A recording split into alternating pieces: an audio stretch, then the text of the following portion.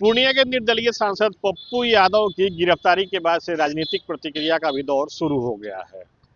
मजेदार बात यह है कि राजनीतिक प्रतिक्रिया जो भी आ रही है उसमें पार्टियां कानून व्यवस्था का हवाला दे रही हैं, लेकिन जिस पार्टी के लिए पप्पू यादव खुद दम भरते थे वो भी एक तरीके से पल्ला झाड़ते हुए नजर आती हुई दिख रही है। दरअसल एक पुराने मामले में पप्पू यादव की बीती रात गिरफ्तारी हुई। रात भर ये खबरें चलती रहीं, अलग अलग कालक्रम में खबरें आती रहीं।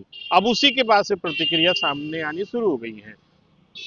एनडीए के दो अहम घटक दल बीजेपी का और जदयू का इस मामले पर क्या कहना है, आप उन्हीं के नेताओं के शब्दों में सुनिए।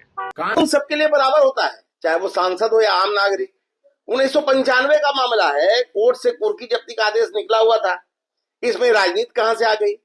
पप्पू यादव जी हर बार जब कानून उनके दरवाजे पर दस्तक देता है तो वो पीड़ित बनने का नाटक करते हैं। शंभू गर्ल्स हॉस्टल मामले को ढाल बनाकर अपनी कानूनी जवाबदेही से नहीं बचा जा सकता।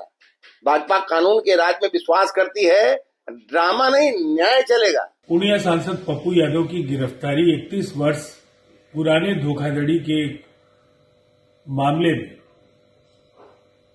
एमपी एमएलए कोर्ट के द्वारा कुर्की जब्ती के आदेश के बाद की गई है।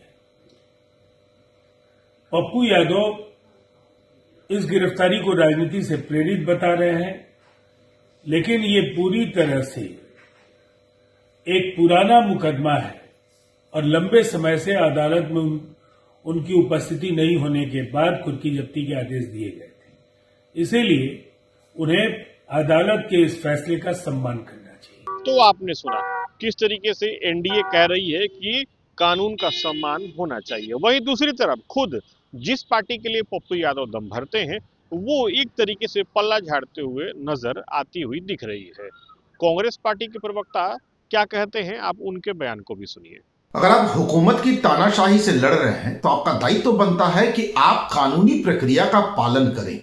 पप्पू यादव जी पर पुराना मामला था, वारंट था, उन्हें निश्चित तौर पर कोर्ट में जाना चाहिए था या इस केस में जमानत ले लेनी चाहिए थी। जमानत रहती तो आज वो गिरफ्तार नहीं होते।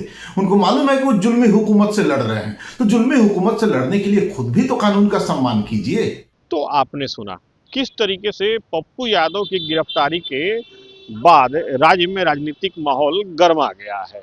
हालांकि इस मामले में लोकसभा में नेता प्रतिपक्ष राहुल गांधी का भी एक पोस्ट सामने आया है। राहुल गांधी ने सोशल मीडिया के माध्यम से पप्पू यादव की गिरफ्तारी को लेकर के सवाल खड़ा किया है। उनका ये कहना है कि एक तरीके से राजनीतिक प्रतिशोध है।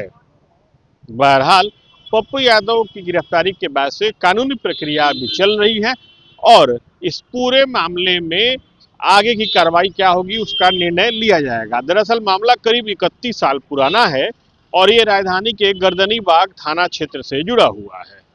इस मामले की सुनवाई एमपी एमएलए कोर्ट में हो रही है।